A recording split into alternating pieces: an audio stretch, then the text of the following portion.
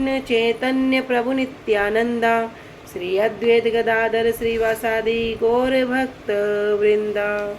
हरे कृष्णा कृष्णा कृष्णा हरे हरे, हरे राम राम राम हरे हरे। सुप्रथम परम आराध्यतम श्री गुरुपाद पद्म जम विष्णुपाद अष्टोत्तरशत श्री श्रीमद् भक्ति वेदांत श्री श्रीधर गोस्वामी महाराज जी के श्री अभय चरण सरोज में अनंत कोटि दंडवत प्रणाम ज्ञापित करती हूँ। तदुपरांत मेरे परम गुरुदेव जय नित्य प्रविष्ट ओम विष्णुपाद अष्टोत्तरशत श्री श्रीमद् सिद्धांति गोस्वामी महाराज जी एवं जय नित्य प्रविष्ट ओम विष्णुपाद अष्टोत्तरशत श्री श्रीमद् भक्ति वेदांत श्री नयन गोस्वामी महाराज जी के श्री अभय चरण सरोज में श्रद्धा पुष्पांजलि अर्पण करते हुए उनसे अहेतु कृपा की वांछा करती हूँ। ग्रंथकार श्री कृष्णदास कविराज गोस्वामी जी, श्रीमन नित्यानंद प्रभु अखंड गुरु तत्व श्रीमन महाप्रभु एवं समस्त परिकरों के चरणों में दंडवत प्रणाम ज्ञापित करते हुए उनसे अहेतु कृपा की वांछा करती हूँ। उपस्थित वैष्णवजन, भक्तवृंद, माता पिता, भाई बहन सभी के चरणों में यथा योग्य दंडवत प्रणाम स्वीकारो। सभी को हरे कृष्णा दंडवत प्रणाम। श्री गुरुदेव की अहेतु की कृपा से हम जो ग्रंथ कर रहे हैं उसका नाम है श्री श्री चैतन्य चैतामृत। श्री श्री चैतन्य चैतामृत ग्रंथ के अंतर्गत हम श्रवण कर रहे हैं मध्य लीला 19वां परिच्छेद और प्यार संख्या आ चुके हैं 206 पे, पेज संख्या 212। तो अब तक हम श्रवण कर रहे हैं कि भगवान की जो भक्ति है वो दो प्रकार से वर्णन कर रहे हैं। एक तो ऐश्वर्य ज्ञान मिश्रा और एक केवला भक्ति। तो जो ऐश्वर्य ज्ञान मिश्रा है उसमें हमने अर्जुन के उदाहरण से समझा कि किस प्रकार अर्जुन भगवान के विश्व रूप को देखकर भगवान से अपनी पहले की गई दृष्टता के लिए समय याचना करते हैं। फिर रुक्मणी जी के व्याख्यान से समझा कि किस प्रकार जब भगवान रुक्मणी जी के साथ हास परिहास करते हैं तो रुक्मणी जी भी इस डर से, इस भय से उनके शरीर में प्राण नहीं रहते, शक्ति विहीन हो जाती हैं कि कहीं कृष्ण मुझे छोड़ न दे।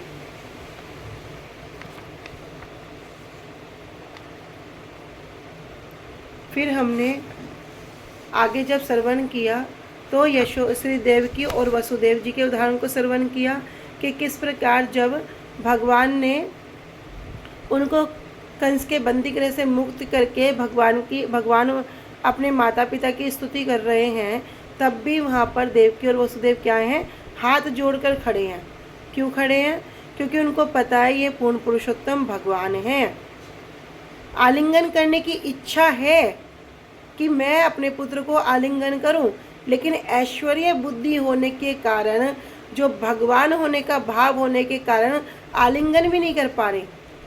लेकिन इधर जब श्रवण किया यशोदा मैया के उदाहरण को, यशोदा मैया क्या मानती हैं कृष्ण को?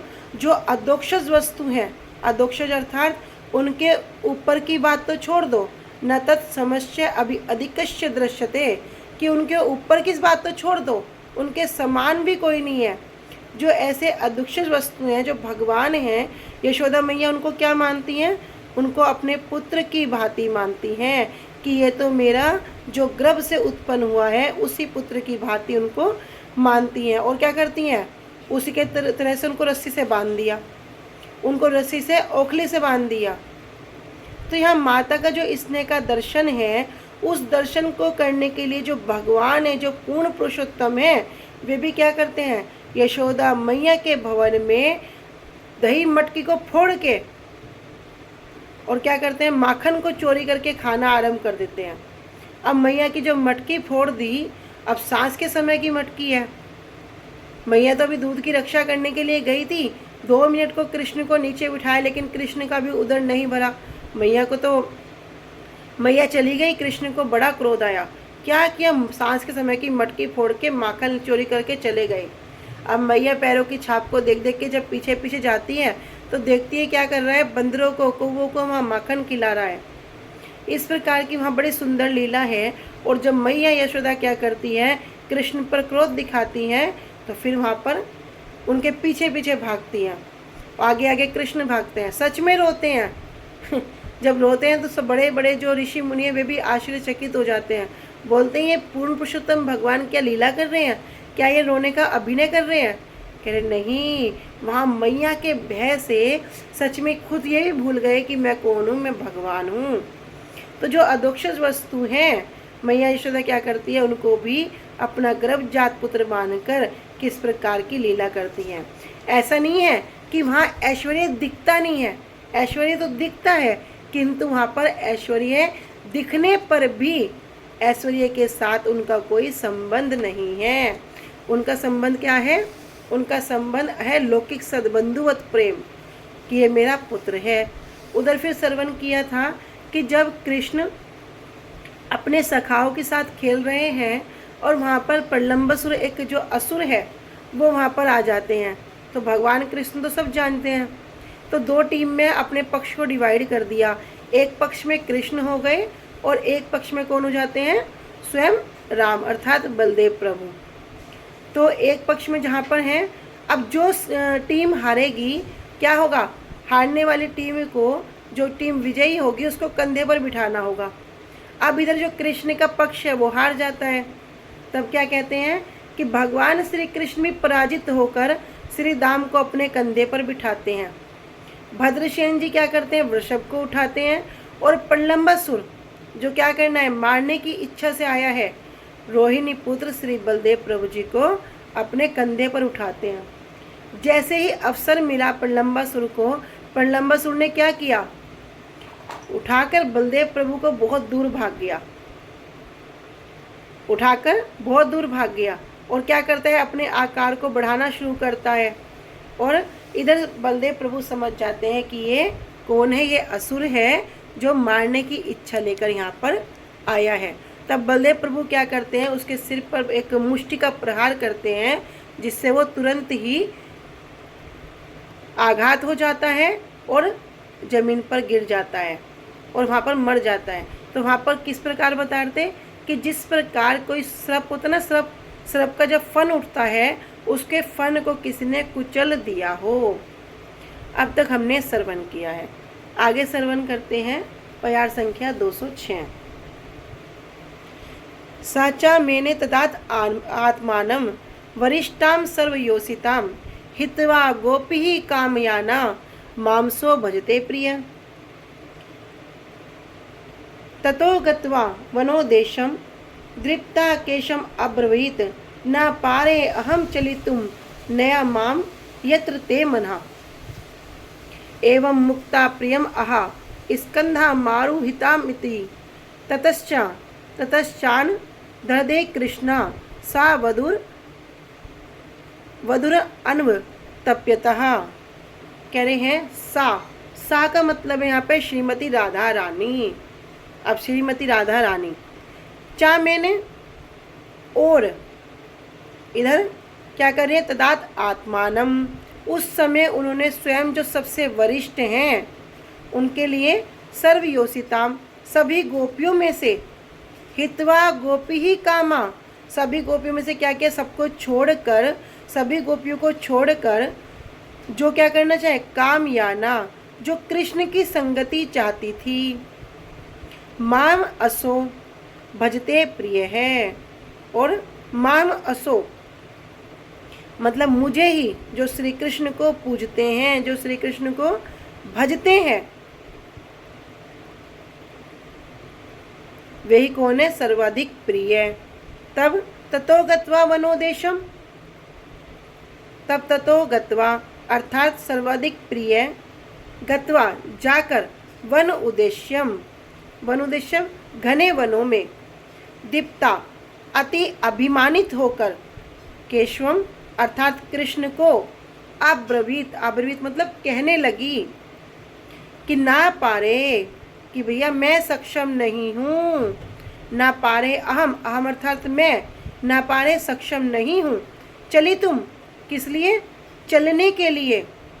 अब राधा रानी यहाँ कृष्ण को कह रही हैं कि मैं तो चलने के लिए सक्षम नहीं हूँ, 'नए माम, क्या करो आप मुझे उठा लो, उठा के क्या करो यत्र ते, और जहाँ भी आपका मन है आप मुझे वहाँ पर ले जाओ।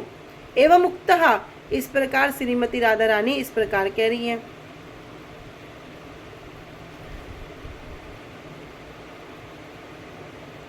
तो प्रिया अहम स्कंदनम आरोहितम, तब भगवान कहते हैं ठीक है, तुम क्या करो, मेरे कंधे पर चढ़ जाओ। इति तथा च अंतर्दधे, और इतना कहकर भगवान क्या करते हैं, अंतर्दधे, अंतर्ध्यान हो जाते हैं। कृष्णा सा वधु अनप्रतत, और सब गोपियाँ क्या करती हैं, वहाँ श्रीमती राधा रानी क्या करती हैं, कृष्ण के अंतर्ध्यान होने पर शोक करने लगती हैं। कह रहे अमृत प्रभा भाष्य में श्रील भक्तिविनोद ठाकुर जी कह रहे हैं कि काम ही जिन गोपियों का वन में आने का कारण है, उन गोपियों का परित्याग करके ये प्रिय कृष्ण मेरा भजन कर रहे हैं। सब गोपियाँ क्या हो गई, अब कृष्ण ने जब अपनी बंसी की धुन बजाई, सब गोपियाँ वहाँ पर इकट्ठी हो गई, सब इकट्ठी हो गई। और इधर क्या हो गया, इधर श्रीमती राधा रानी जब वहाँ से चली गई, तब सब गोपियों को भी त्याग करके कृष्ण क्या कर रहे हैं, मेरा भजन कर रहे हैं। अब ऐसे अहंकार के कारण श्रीमती राधा रानी ने, क्योंकि स्वयं को सभी गोपियों से श्रेष्ठ जानकर, अंत में क्या किया, वन में जाकर श्री कृष्ण से कहा, क्या कह रही है, हे कृष्ण, मैं और चल नहीं पा रही हूँ, तुम्हारी जहाँ इच्छा हो मुझे वहाँ ले चलो। जब श्रीमती राधा रानी ने इस प्रकार कहा, तो इस प्रकार के कहने पर श्री कृष्ण कहते हैं कि क्या करो, मेरे कंधे पर चढ़ो। और इतना कहकर ही श्री कृष्ण के अंतर्ध्यान होने पर वे श्री कृष्ण वधु श्री राधिका रानी अनुताप करने लगी कि यहाँ पर हे प्रियतम कृष्ण, आप क्या कर रहे हो, तुम मेरी पूजा कर रहे हो। क्योंकि कृष्ण के लिए, राधा रानी के लिए क्या किया, करोड़ों सत कोटि गोपी होने पर भी अभी कहाँ चले गए, राधा रानी के पास। जो आपके साथ आनंद भोगना चाहती हैं, इतनी सारी गोपियाँ, उनको आप छोड़ रहे हो। इस प्रकार जब विचार किया श्रीमती राधा रानी ने, तो अपने आप को क्या माना कि मैं कृष्ण की सबसे अधिक प्रिय गोपी हूँ। अब उन्हें गर्व हो गया, तो कृष्ण के साथ उन्होंने क्या किया, रासलीला को छोड़ दिया और गहन, मतलब जो बड़ा गहरा वन है उसमें चले गए। वहाँ कहती हैं, हे प्रिय कृष्ण, जब वहाँ पे कृष्ण उनके केसों को संवारते हैं, तो कह रही है, कृष्ण अब मैं और अधिक नहीं चल सकती, आप जहाँ चाहो मुझे ले चलो। तो यहाँ हमने बड़े सुंदर सुंदर भाव श्रवण भी किए हैं, अभी विस्तार से नहीं लेंगे। जब श्रीमती राधा रानी ने इस प्रकार से कृष्ण से याचना की, तो कृष्ण ने कहा कि तुम क्या करो, मेरे कंधे पर चढ़ जाओ। जैसे ही राधा रानी ऐसा करने लगी, तो कृष्ण क्या हो गए, वहाँ से अदृश्य हो गए, अंतर्ध्यान हो गए। तब श्रीमती राधा रानी अपनी प्रार्थना और कृष्ण के अदृश्य होने पर शोक करने लगी। फिर हम वहाँ श्रवण करते हैं किस प्रकार सभी गोपियाँ वहाँ पर आई और किस प्रकार वो विरह वेदना का जो वर्णन है।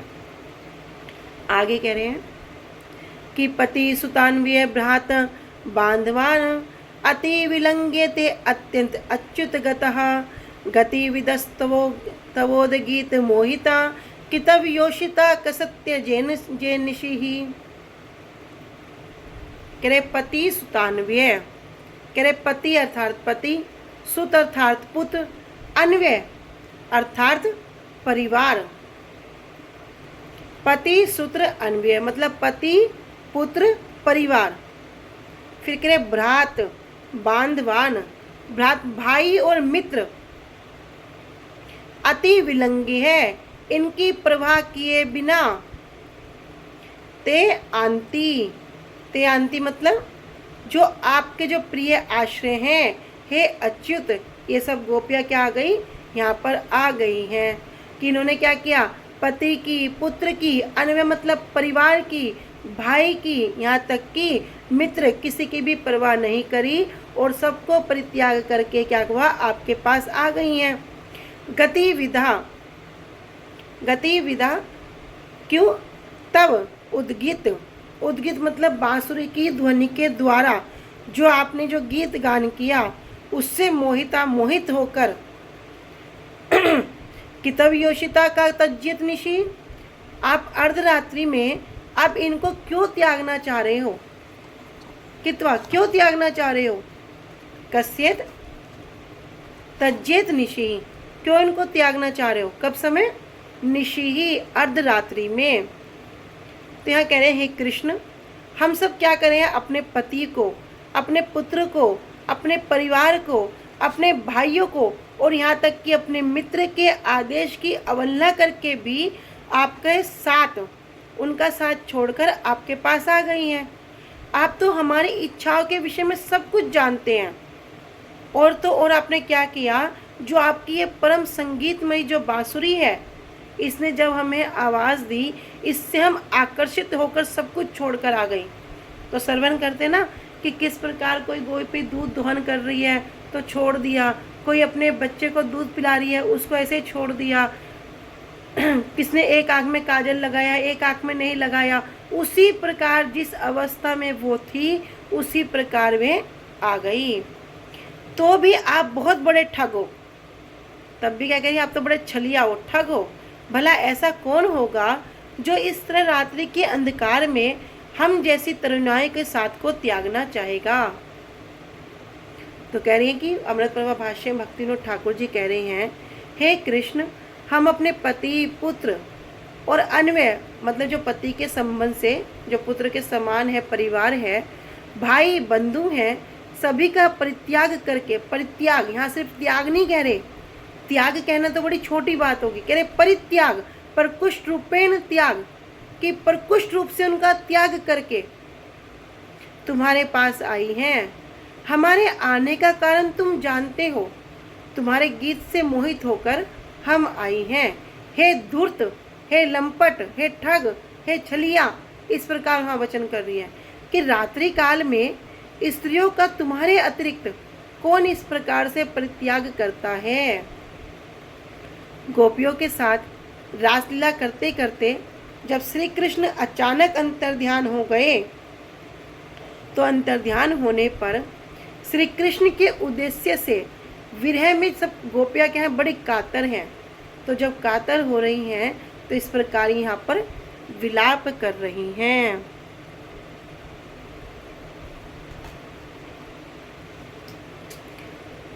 शांतेरस से स्वरूप बुद्धे कृष्ण एक निष्ठता समो मन्निष्ठता बुद्धे इति श्रीमुख गाथा। कह रहे शांत रसे, अर्थात शांत रस है, शांत रस में 5 प्रकार के जो रस हैं, शांत, दास्य, सख्य, वात्सल्य और माधुर्य। कह रहे शांत रसे, शांत रस की स्थिति में स्वरूप बुद्धे, जो आत्म साक्षात्कार, जो स्वरूप बुद्धि होती है वो कैसी है? आत्म साक्षात्कार के द्वारा कृष्ण एक निष्ठा, एकमात्र श्री कृष्ण के चरण कमल की पूर्ण भक्ति, समो मन्निष्ठता बुद्धि, समर्थार्थ समता, मम मन निष्ठा अर्थात मत निष्ठता, मेरे में जो आसक्ति का जो गुण है, बुद्धि मन का, इति श्री मुख गाता, ये भगवान के मुख से श्रवण किया कि जब कोई कृष्ण के चरण कमलों में पूरी तरह लगा रहता है, एक निष्ठा, एक निष्ठ हो जाता है। अब वो बहुनिष्ठ नहीं होता। बहुनिष्ठ होना, कभी इधर चला गया, कभी मायावादी में चला गया, कभी संसार में चला गया, कभी किसी के पास चला गया, कभी भौतिक इच्छा हुई तो देवी देवताओं के पास चला गया, किसने बता दिया ये यज्ञ करो, ये हवन करो, ये व्रत करो, तुम्हारा काम बन जाएगा, ये भौतिक इच्छाओं के लिए भागना। कह रहे नहीं, जब क्या होगी? कृष्ण एक निष्ठा, जब सब कुछ छोड़ के एक भक्त का जो मन है, जो सारी क्रियाएं हैं, भगवान के चरण कमल में पूरी तरह लगा रहता है, तब उसे कौन सी अवस्था प्राप्त होती है? क्षमता। क्षमता मतलब ये जो शांत रस है, ये क्षमता कह रहे हैं सम से निकला है, क्षमता शब्द सम से निकला है, अतः शांत रस जो तटस्थ अवस्था का एक अर्थ है। भगवान कृष्ण के चरणों में जब पूरी तरह लगा रहना, ये साक्षात क्या है? भगवान पूर्ण पुरुषोत्तम भगवान के मुख से निकला निर्णय है। क्या निर्णय है? कि ये अवस्था क्या करती है? आत्म साक्षात्कार कहलाती है। तो शांत रस में अपने स्वरूप में स्थित होकर, स्वरूप क्या है? जीवेर स्वरूप है कृष्ण नित्यदास। अब ये हो गया एक स्वरूप, लेकिन इस स्वरूप में भी हर कोई अपने रस का रसिक है, हर कोई अपने स्वरूप में प्रतिष्ठित है। कोई शांत रस का स्वरूप है, किसी का दास्य रस का स्वरूप है, किसी का सख्य रस का स्वरूप है। इस प्रकार अपने अपने स्वरूप हैं। कह रहे अपने अपने स्वरूप में स्थित होकर बुद्धि के द्वारा श्री कृष्ण में निष्ठा होती है। अभी किसके द्वारा? बुद्धि के द्वारा होगी। श्री कृष्ण ने अपने श्रीमुख से स्वयं उद्धव जी से कहा है कि मुझ में ही बुद्धि का एकाग्र होना सम है। अमृत प्रभा भाष्य में श्री भक्तिविनोद ठाकुर जी वर्णन कर रहे हैं कि मुझ में निष्ठ बुद्धि से, जिनकी बुद्धि मेरे में लग जाती है, ऐसी निष्ठ बुद्धि से समधर्म उदित होता है और समधर्म से शांत रस होता है। इसलिए शांत रस में श्री कृष्ण ही एकमात्र परमार्थ स्वरूप हैं। समस्त विश्व ही श्री कृष्ण पर आश्रित होने पर भी श्री कृष्ण स्वरूप से पृथक अन्य इतर वस्तु है। समस्त विश्व क्या है? भगवान की सत्ता पर ही आधारित है। भगवान का जो सद्चिद आनंद में विग्रह है, जो सभी कारणों के जो मूल कारण है, ईश्वरः परम कृष्ण सच्चिदानंद विग्रह अनादिरादिर गोविंद सर्व कारण कारणम, जो सभी कारणों के भी जो मूल कारण है, सब कुछ तो उन्हीं पर निर्भर है, सब कुछ तो उन्हीं के आश्रित है। फिर भी क्या है? ये जो संसार है, ये क्या है? एक अन्य वस्तु है। यही निष्ठा लक्षित होती है कि जो हमारा जो श्री मध्वाचार्य जी ने जो मत दिया, मध्वाचार्य जी ने शुद्ध द्वैतवाद कि जीव और ब्रह्म दो हैं, वहाँ क्लियर बोल दिया कि दो हैं। जीव के भी दो प्रकार हैं, दो अवस्था है, एक बद्ध अवस्था, एक मुक्त अवस्था। कह रहे जीव किसी भी अवस्था में क्यों ना हो, वो जीव ही रहेगा। भगवान क्या है? भगवान सेव्य रहेंगे और वो भगवान का सेवक रहेगा। इसलिए मत दिया शुद्ध द्वैतवाद कि शुद्ध रूप से दो हैं। जीव कभी भी भगवान नहीं हो सकता और जीव किसी भी अवस्था में जीव ही रहेगा। बहुत अच्छे। आगे कह रहे हैं कि शांत रस में जड़ीय भोग बुद्धि के दूर होने पर जीव की स्वरूप बुद्धि उदित होती है। अभी स्वरूप बुद्धि के विषय में बात कर रहे हैं, तो हम सबको पता है कि हमारे ऊपर क्या हो गया? अभी माया ने पकड़ लिया, निकटस्थ माया तारे झापटिया धरे। अभी माया ने झापट लिया, माया ने हमें पकड़ लिया, जिसके कारण जो वास्तव हमारा स्वरूप है, वो स्वरूप को हम भूल गए। लेकिन जब ये जड़ीय भोग बुद्धि, अभी जो हमारी प्राकृत बुद्धि है, जड़ीय बुद्धि है, जो हम हर प्रकार के भौतिक कार्यों के प्रति अग्रसर होते हैं, भक्ति के प्रति अग्रसर होने की चेष्टा नहीं कर पा रहे हैं, या थोड़ा बहुत होने पर भी आसक्ति ज़्यादा कहाँ है? भौतिक वस्तुओं की तरफ है। जब ये जड़ीय भोग बुद्धि दूर होगी, तभी जीव की स्वरूप बुद्धि उदित होती है।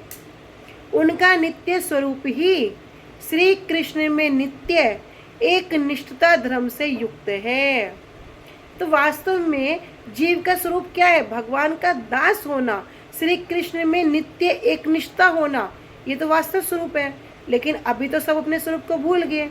अभी तो यहाँ तक इतना भी भूल गए कि यहाँ बार बार एक शब्द को उच्चारण करते हैं, क्या? जीव। यहाँ पर ये उच्चारण नहीं करते कि स्त्री है, पुरुष है, पशु है, पक्षी है, जलचर है, थलचर है, ये उच्चारण नहीं करते, कह रहे जीव। और जब जीव कहने का तात्पर्य आ गया तो 84 लाख योनियाँ, जितने भी उसमें जीव हैं, सबको ही कहने का अर्थ हो गया। तो यहाँ किसी विशेष को इंगित नहीं करते हैं, इसलिए बार बार कहते हैं जीवेर स्वरूप। ये नहीं कह रहे पुरुष स्वरूप, स्त्री स्वरूप, पक्षी स्वरूप, पशु स्वरूप, नहीं, कह रहे जीवेर स्वरूप। जो जीव का जो स्वरूप है वो क्या है, भगवान का दास होना है। श्री भगवान ने उद्धव जी को अपने मुख से कहा है कि सम शब्द का अर्थ कृष्ण एक निष्ठता है। जब इस सम बुद्धि हो जाएगी, शांत में आ जाएगी, तभी क्या होगा, वो कृष्ण एक शरणम होगा। कृष्ण के प्रति ही उसकी निष्ठा क्या होगी, गाढ़ होती जाएगी। तो जो हमारे भक्ति के सोपान है, फिर उससे हम आगे बढ़ेंगे। स्टार्टिंग कहाँ से है, श्रद्धा से। श्रद्धा, साधु संग, भजन क्रिया, अनर्थ निवृत्ति, निष्ठा, निष्ठा तक यहाँ पे आगे कि कृष्ण एक निष्ठा। फिर इससे आगे रुचि, आसक्ति, भाव, प्रेम। फिर प्रेम की भी जब सीढ़ी चढ़ेंगे, कह रहे प्रेम तो एक ही वस्तु है, पर जिस प्रकार गन्ने के रस से चीनी, गुड़, खांड, मिश्री, फिर उत्तम मिश्री बनती है, उसी प्रकार उस प्रेम से क्या होगा, मान, स्नेह, मान, प्रणय, राग, अनुराग, फिर इन भाव को प्राप्त करेगा। फिर ऐसा करते करते महाभाव पे वो जाता है। तो ये क्या है, कृष्ण एक निष्ठता। सम्मत निष्ठता बुद्धिरिति श्री भगवद उचः तन्निष्ठा दुर्घटा बुद्धिरेताम शांतरतिम बिना। कह रहे समो फिर वही शांत रस, समता, बुद्धि रीति ही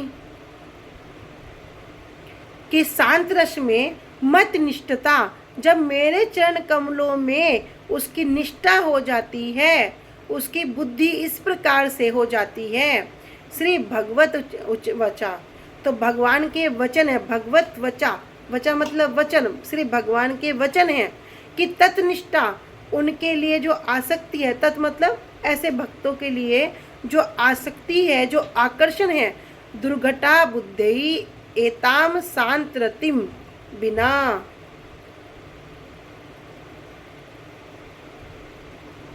तब क्या होता है, दुर्घटा, जो दुर्लभ बुद्धि का, इस प्रकार वो शांत रस के स्तर पर आकर्षित होता है कि मुझ में निष्ठ बुद्धि से समगुण। इस भगवत वाक्य से समझना होगा कि शांत रति के बिना, जो शांत भाव है, जो शांत रति है, पहले हमने रति के विषय में श्रवण किया था, फिर हमने रस के विषय में श्रवण किया था। अभी यहाँ क्या कह रहे, शांत रति।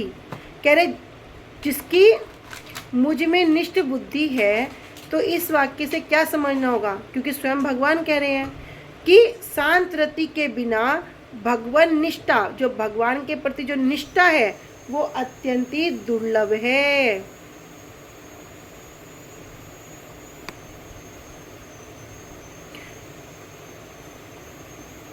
जो पूर्ण पुरुषोत्तम भगवान के वचन हैं कि जब किसी की बुद्धि मेरे चरण कमलों में पूरी तरह संलग्न रहती है, अब वो किसी भी अवस्था में क्यों ना हो, बड़ा कष्ट पा रहा है, किसी ने उपाय भी दे दिया, अरे क्या सारा दिन हरे कृष्ण जाप करते रहते हो, क्या दिया है कृष्ण ने तुम्हें, इस प्रकार किसने बोल भी दिया, मेरे साथ चलो, एक बाबा है, एक चमत्कारी है, वहाँ तुम्हें मिलवा दूंगा, तुम्हारा ये कार्य हो जाएगा। इतना होने पर भी, यहाँ तक कि देवी देवताओं के प्रति भी कोई बोलेगा, तो वो होने पर भी उसकी बुद्धि क्या होगी, एकमात्र भगवान के चरण कमलों में ही लगी रहेगी, पूरी तरह संलग्न रहती है, किंतु वह व्यक्ति किसी तरह की व्यवहारिक सेवा भी नहीं करता, तो उसे शांत रति अथवा सम अवस्था की प्राप्त हो जाती है।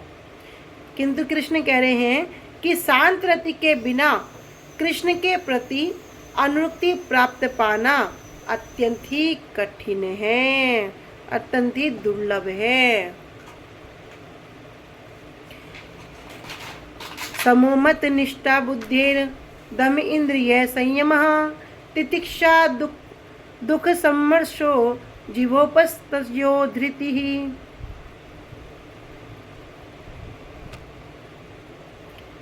कि सम्मो मत निष्ठा बुद्धेर दम इंद्रिय संयम, कि जो इंद्रियों को वश में रखना, इन दम के कारण क्या करते हैं, अपने इंद्रियों को वश में रखते हैं। कि सम शांत रस शब्द इसका सूचक है कि मत निष्ठा, मेरी ओर आसक्ति होना, मेरी ओर आसक्ति होना क्या, बुद्धि है, बुद्धि की दम, बुद्धि के द्वारा।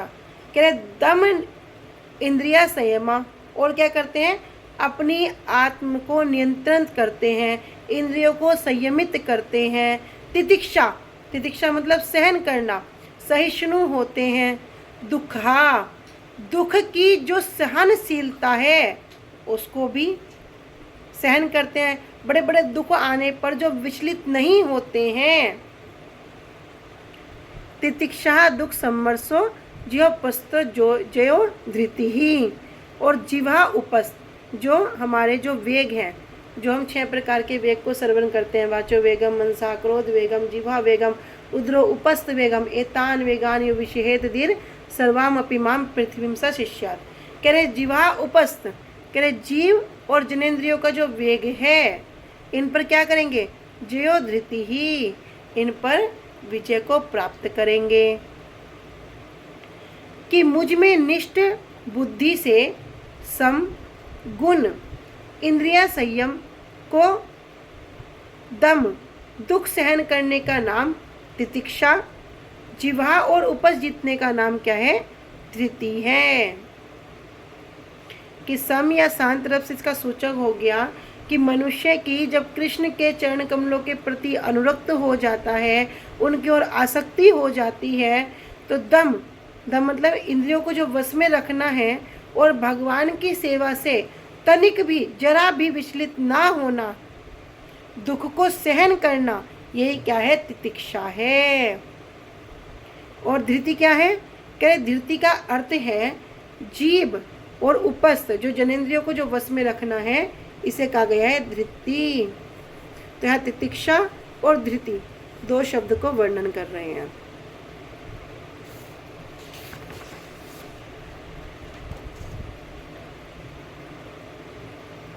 कृष्ण बिना तृष्णा त्याग तारे कार्य मानी, अतएव शांत कृष्ण भक्त एक जानी। कृष्ण बिना, कृष्ण के बिना तृष्णा त्याग, सारी कामनाओं को त्यागना, तृष्णा वो कहते ना कि हीरे छोड़ बटोरी कांकर, तृष्णा तनिक भरी ना। कि सारा जीवन हमने क्या किया, हीरो को तो छोड़ दिया और कांकरों को मतलब इन तृष्णाओं को चुगने के लिए पागल हो गए। हीरे छोड़ बटोरी कांकर, तृष्णा तनिक भरी ना, फिर भी इच्छाएं कभी पूरी नहीं हुई। कि कृष्ण के बिना तृष्णा त्याग, सारी कामनाओं का त्याग, तार कार्य मानी, शांत रस का कार्य कह रहे मानी, मैं स्वीकार करता हूँ। अतएव शांत कृष्ण भक्त एक जानी, केवल कृष्ण भक्त ही इस पद को प्राप्त कर सकते हैं। इस तरह वो क्या कहलाते हैं, शांत रस के भक्त कहलाते हैं। स्वर्ग मोक्ष कृष्ण भक्त नरक करी माने, कृष्ण निष्ठा तृष्णा त्याग शांतेरे दुई गने। कह रहे कि कोई कहे स्वर्ग ले लो, कोई कहे भैया मुक्ति ले लो, कहते ना भुक्ति मुक्ति, कह रहे कोई कुछ भी कहे, लेकिन कृष्ण भक्त क्या करता है, इनको नरक करी माने, इनको नरक के समान मानता है। कि ये सब क्या है, अगर भैया कोई स्वर्ग दे रहा है तो ये तो मेरे नरक जैसा है, कोई मुझे मुक्ति दे रहा है तो ये तो मेरे नरक के जैसा है। तो कृष्ण भक्त क्या कह रहा है, इनको नरक करी माने, नरक ही समझता है। कृष्ण निष्ठा तृष्णा त्याग, और कृष्ण के चरण कमलों पर स्थित रहना, तृष्णा त्याग, सभी तरह की तृष्णा भौतिक कामनाओं को त्यागना। शांतेर द्विगुणे, ये 2 दिव्य गुण उसके अंदर विद्यमान होते हैं।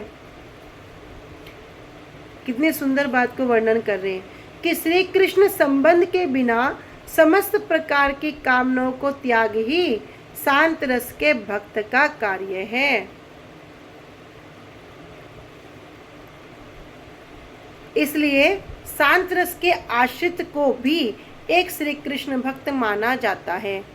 श्री कृष्ण भक्त स्वर्ग और मोक्ष को भी नरक के समान ही मानता है, और श्री कृष्ण के प्रति निष्ठा और अन्य अन्य तृष्णाओं का त्याग, ये शांत भक्त के 2 गुण हैं। तो जो शांत रस को जो प्राप्त होते हैं उनका कार्य क्या है कि उन इच्छाओं को भी परित्याग करें जो कृष्ण इतर है, जो कृष्ण को छोड़ रही हैं, मतलब जो कृष्ण से संबंधित नहीं है। केवल कृष्ण भक्ति ही इस पद को प्राप्त कर सकता है। इस तरह वो क्या होगा, शांत रस का भक्त कहलाएगा। तो इस पद पर मनुष्य सारे भौतिक भोग से मुक्त हो जाएगा। भौतिक हो कैसा, स्वर्ग हो, स्वर्ग अपवर्ग, कुछ की उसकी इच्छा नहीं रहेगी। और जब मनुष्य इस प्रकार किसी भी अवस्था में विचलित नहीं होगा तब वह तुरंत ही कृष्ण के साथ क्या होगा, जो उसका वास्तव संबंध है उसको समझ जाएगा। इसलिए यहाँ भगवान क्या करते हैं, उद्धव जी को ये सब उपदेश दे रहे हैं कि शुद्ध भक्ति के आरंभ में क्या होगा कि अन्य अभिलाषिता शून्य अभिलाषाएं हैं, जो बार बार मांगने की जो वृत्ति है उनसे शून्य होना पड़ेगा। जीव अन्य अभिलाषा से शून्य नहीं हो सकता, किंतु अन्य अभिलाषिता शून्य हो सकता है।